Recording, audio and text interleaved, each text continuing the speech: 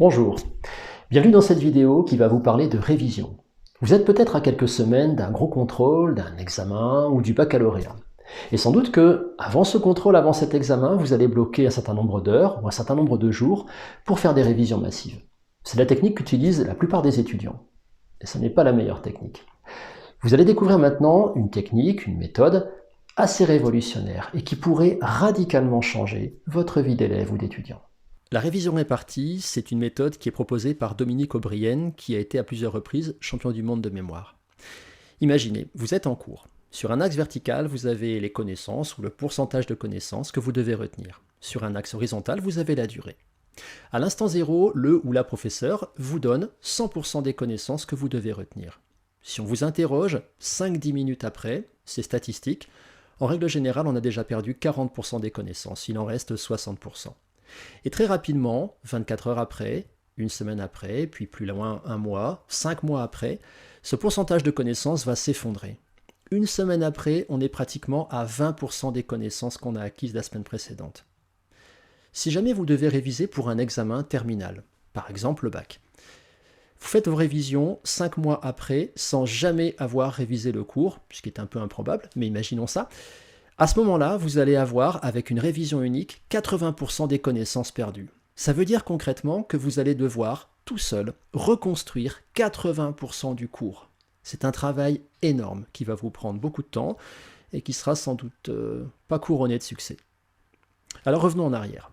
Vous êtes en cours. Vous avez le professeur ou la professeure qui vous donne 100% des connaissances. On se rappelle que 5-10 minutes après, on a déjà perdu 40%. Si à ce moment-là, on fait une première révision.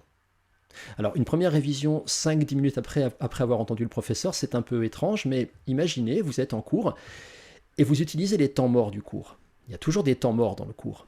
Si à ce moment-là, vous prenez le temps de regarder, de récapituler ce qui vient d'être fait, toutes les 10 minutes, vous allez faire cette première révision. Au pire, si le cours est trop rapide, vous révisez juste après ce cours. En tout cas, si vous faites ça, si on vous interroge 24 heures après, vous avez encore en mémoire 80% des connaissances. Et c'est à ce moment-là que vous allez faire une deuxième révision, 24 heures après. Si vous faites cette deuxième révision, une semaine plus tard, vous aurez toujours 80% des connaissances. Une semaine plus tard, vous ferez la troisième révision. Si vous faites cette troisième révision, une semaine après le cours, un mois plus tard, vous aurez toujours 80% des connaissances et c'est là que vous ferez votre quatrième révision. Et vous avez compris, quand vous arriverez à 5 mois, vous aurez toujours 80% des connaissances en mémoire et vous pourrez faire votre cinquième révision avant l'examen terminal.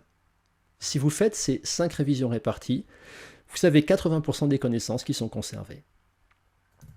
Le secret des révisions réussies, au final, c'est revoir